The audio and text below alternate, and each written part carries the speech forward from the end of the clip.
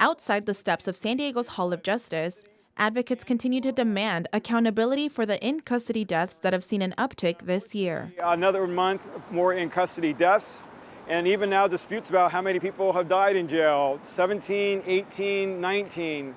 We have a record for this year, any number you want. That's Dr. Darwin Fishman with the Racial Justice Coalition of San Diego. He says that as the number of in-custody deaths goes up, the San Diego County Sheriff's Department is looking for excuses. The Sheriff's Department says there have been 17 in-custody deaths this year, but they are not counting an inmate who'd gotten compassionate release to a local hospital. We're definitely really worried that as the in-custody death rates go up and it looks more embarrassing to the Sheriff's Department, that they will find ways to cover up these deaths and try to explain them away. Fishman criticized the San Diego County Citizens Law Enforcement Review Board, or CLRB, for not doing enough to hold law enforcement accountable for the deaths. CLRB looks at the deaths from an independent perspective to see if the death could have been prevented.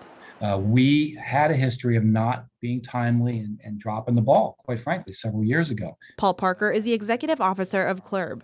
He says he is pushing to be more proactive as in-custody deaths continue to rise. We can say all day long that the deputies did everything fine, but maybe there's something else that could have been done differently to prevent the deaths from that perspective. Parker says that right now, CLRB doesn't have jurisdiction over the records of the medical services provided to a person in distress.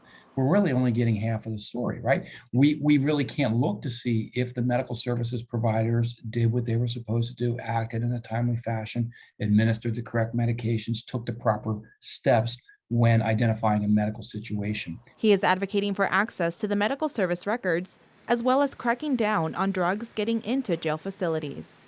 Tania Thorne, KPBS News.